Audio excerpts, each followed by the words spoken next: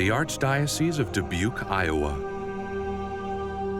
The story of the faith in this region began with the devotion of fearless missionaries, was sustained by visionary bishops, and is still being written today under the leadership of its current apostle, Archbishop Jackels.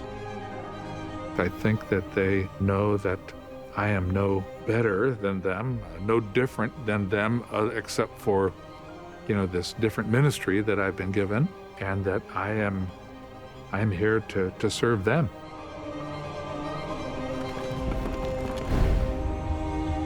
This is the story of the bishops of America, the shepherds of the past and the shepherds of today, who through their callings and ministry carry the church into the future. It's also the story of their parish, their church, the cathedral.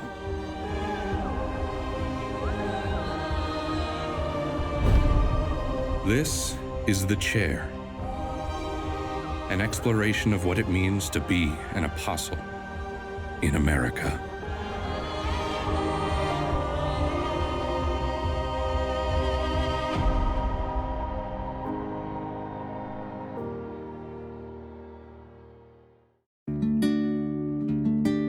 Nesting in the curves of the mighty Mississippi River, Dubuque and the countryside around it comprise some of the richest farmland in the United States.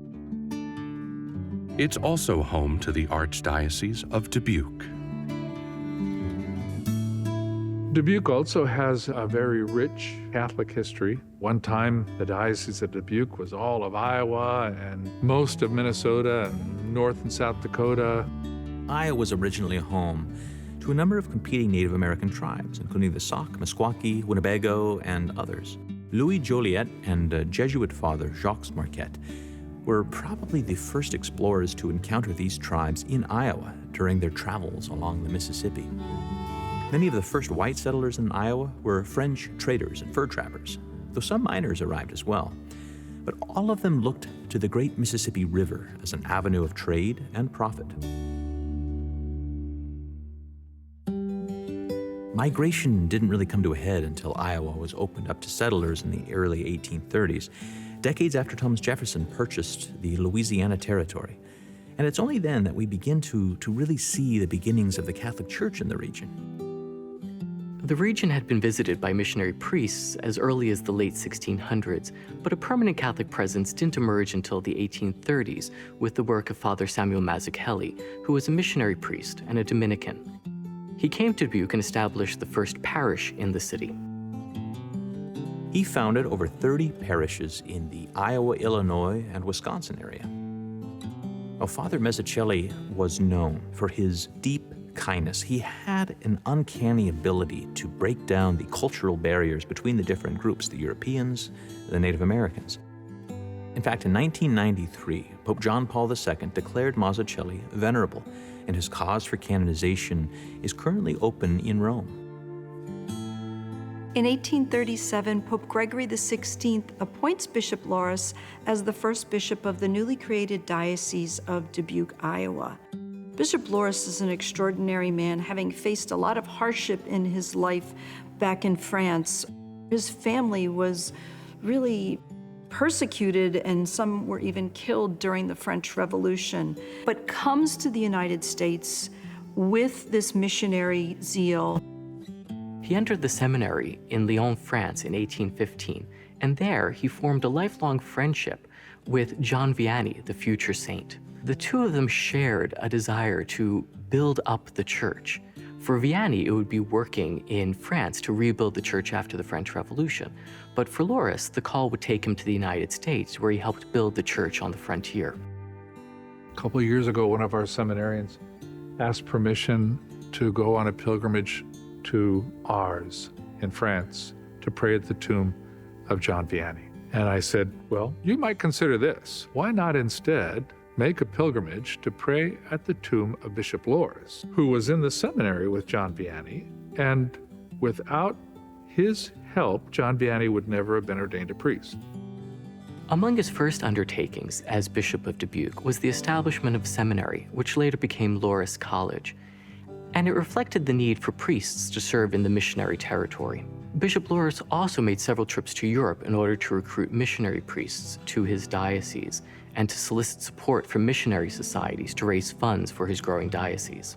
Never one to stay still, Bishop Loris also took it upon himself to travel throughout the region on horseback and on canoe in order to minister to Native Americans and also to his scattered Catholic flock. It's a huge area to pastorally govern when there are no roads. I think, there was just a handful of priests that Bishop Loris had to work with. But, it had a lot of help with religious communities. So it was a huge presence in the Diocese of Religious. The Diocese of Dubuque continues to grow and flourish in terms of the number of priests, the number of parishes, and the number of Catholics that continue to come into the area. It grows so large that in 1893, Pope Leo XIII establishes it as an archdiocese and appoints John Hennessy as its first archbishop. One of the things that Archbishop Hennessy sets about doing in continuing the growth of the newly established archdiocese is he requests that a mortuary chapel be built in St. Raphael's Cathedral. And this new chapel is built in the basement of the cathedral, completed 2 years after his death. It's in this chapel that the remains of Archbishop Hennessy, Bishop Loris, and other bishops are interred. During this time, Bishop Hennessy proposed separating territory from the diocese to create a new diocese for southern Iowa. While he first proposed Des Moines as the seat of the new diocese, Pope Leo XIII selected Davenport as the site. The fourth bishop of the diocese was John J. Keene, who was the former bishop of Richmond and the founding rector of the Catholic University of America. He was a noted orator and traveled throughout the diocese speaking out on topics like temperance and education, defending the Catholic faith. He was also a member of the Catholic Church's Americanist wing, a group of bishops and other church leaders who saw a fundamental compatibility between Catholic values and American values, and sought to reconcile the two. Their views came under scrutiny from other bishops who were more inclined to keep the Catholic Church separate and distant from what they saw as a threatening American Protestant culture. During the years of the Great Depression, leading up to the Second World War, Bishop Francis Beckman was the shepherd of the diocese. Bishop Beckman was a staunch anti-communist, and during the war, he opposed any U.S. cooperation with the Soviet Union. At the same time, though, he recognized the sacrifice and the valor of the Catholics who served in World War II. At Loras College, he dedicated a chapel in memory of Father Aloysius Schmidt, who was the first Catholic chaplain killed during World War II.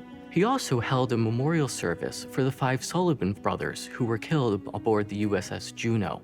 The Sullivan brothers had been natives of Waterloo, Iowa, which was part of the Diocese of Dubuque. And their cultural memory lived on as part of calling attention to the sacrifice the Catholics had made during the war as a way of recalling their contributions to the war effort and their place as fully American.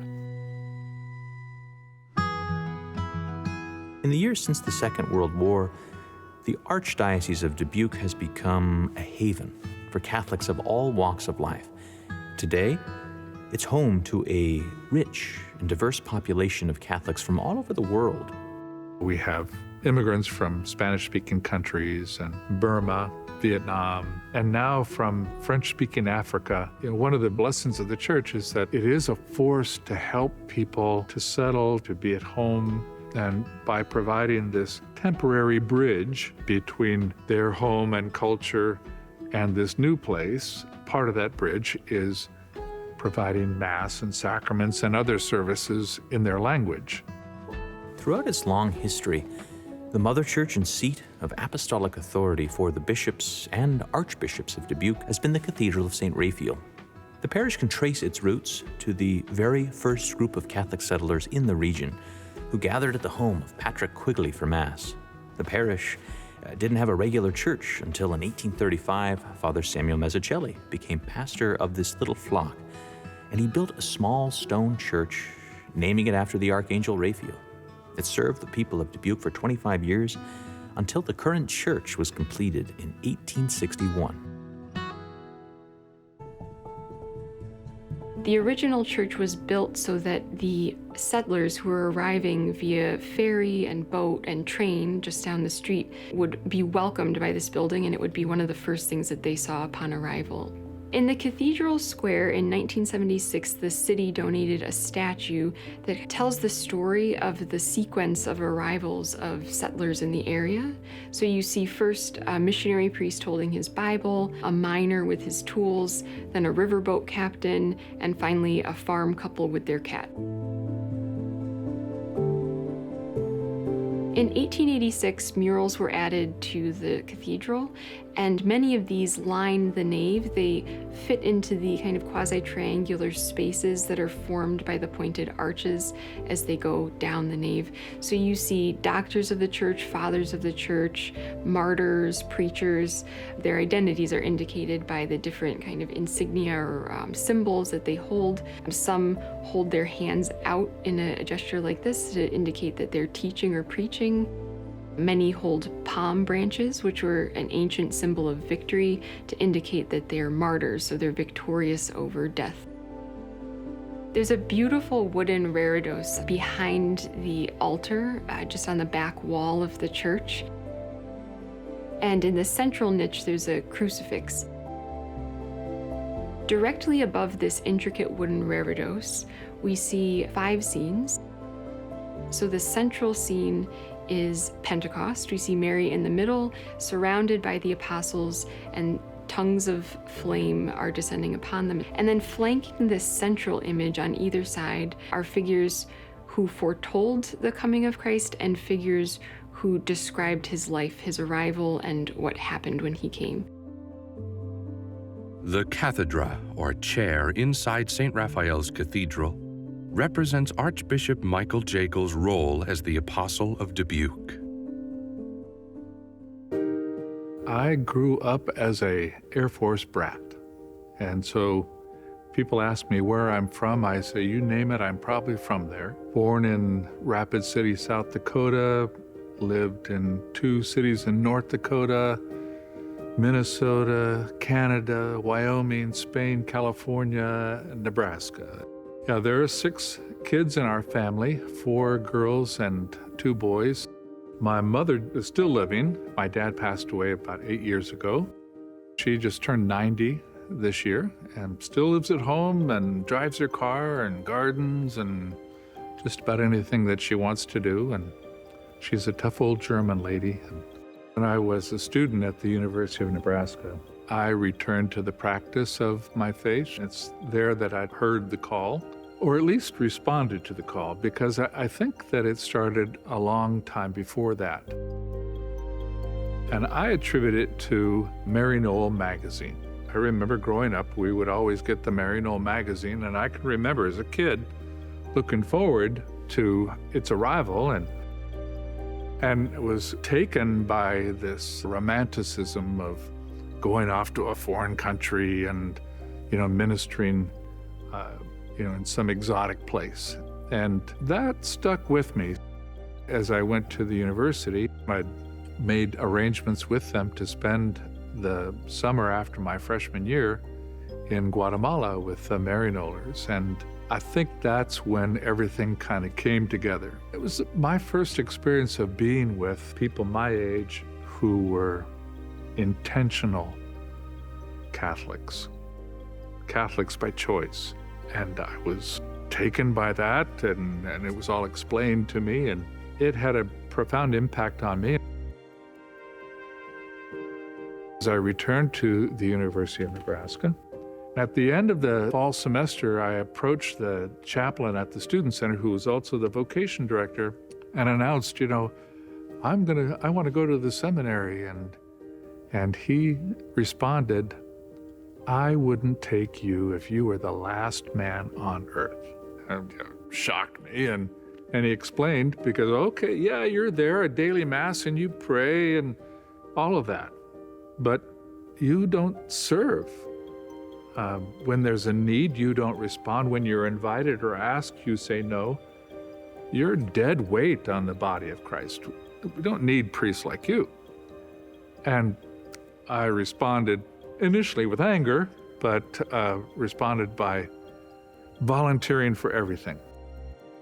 Jackels was ordained a priest for the Diocese of Lincoln, Nebraska on May 30th, 1981. I was ordained a priest for 4 years. The bishop at the time assigned me to go study in Rome. I went to the Angelicum and I got a doctorate in spiritual theology. I am the world's expert on poverty in the writings of Catherine of Siena. Part of my salvation in those years was that I volunteered. I was the mass priest at one place, the confessor at another. The first time I ever gave a retreat was to the Missionaries of Charity. And in fact, I remember the opening conference. I'd never given a retreat before. The opening conference to the community in Rome, and I look up and there's Mother Teresa in the back. And I thought, oh my goodness. But halfway through the conference, I look back there and she's fast asleep. So that's one of my claims to fame, is I put Mother Teresa to sleep with the spiritual conference. It was my salvation, working with them, working with the poor. It also helped to kind of ground what might just be an academic pursuit or a theological study into something that's very real. Came back doing religious ed work and really loved it, and had great resources and programs going, and would have loved to continue that long term. And I did it for 8 years, and then the bishop called me into his office one day and held up this letter and said, I have a letter here from Cardinal Ratzinger, who wants me to release you to go work in the Congregation for the Doctrine of the Faith. That had to be a joke. I felt like I was a fish out of water. The reasons may remain mysterious, but I believe I'm there because of the hand of God, out of love for my need. And maybe my need is to be humbled. After years of work in Rome, on January 28, 2005, Pope John Paul II appointed Jackels the 10th bishop of the Diocese of Wichita. I was in that break room, and now Archbishop Gainsfine, who's the prefect of the papal household, he was then Cardinal Ratzinger's priest secretary. And he comes into the break room. He goes, Michael, come. The Cardinal wants to see you. Had me sit down, and he holds up this piece of paper. And he said, so Holy Father has it in mind to name you the Bishop of Wichita. But I must have looked shocked, because he said, are you surprised by this? I said, I am. I'm not the kind of priest that you'd make a bishop. Ooh, the Holy Father thinks so. So I asked if I could have time to pray about this and talk to my spiritual director, and he said, yes, come back tomorrow. I was just about out the door of his office, and he calls out, but you must say yes. And my spiritual director said the same thing, and went back the next day and said yes, and off to Wichita. You must say yes. I use that now. It was said another time when I was bishop in Wichita. I came out of the cathedral, and there was a call on my phone, a voicemail from the nuncio, and he said that the Pope has it in mind to move me to become the Archbishop of Dubuque. And I said, am I allowed to say no? And he said, no. You must say yes. From the very beginning, all along, must say yes. And I mean, that's why I chose as my episcopal motto, Ecce ad sum, because whether it was the advice given to Samuel, next time you hear that voice, say this, or Mary's response to the invitation, or the response of the disciples when Jesus called them, you must say yes, you must say yes, you must say yes. And I want to say no at times, but I just can't imagine that I would say anything but yes to what I perceive to be God's will. Since 2013, Archbishop Jackels has been the chief shepherd of Dubuque, leading his people with wisdom and humility. I get out to the parishes, I socialize with the priests. This weekend, going out and covering parishes so that the pastor can be away. I think they know that I care and that I am aware of what they have to face and that we're in this together. I don't believe that a bishop is supposed to function as somebody who descends from Mount Olympus, or sits on his episcopal throne and says, who dares to disturb the great and terrible laws? And remember when I was leaving Rome to go to be the Bishop of Wichita, one of my priest friends over there, he said, Mike, you're going to have to change your sense of humor, because if you keep that up, nobody's going to be afraid of you. I said, afraid of me? I don't want people to be afraid of me. But that was at least his particular view of how a bishop relates to others, that he is this, larger than life, I don't believe that. I don't think that I've communicated that to the priests. I think that they know that I am no better than them, no different than them, except for this different ministry that I've been given, and that I am here to serve them.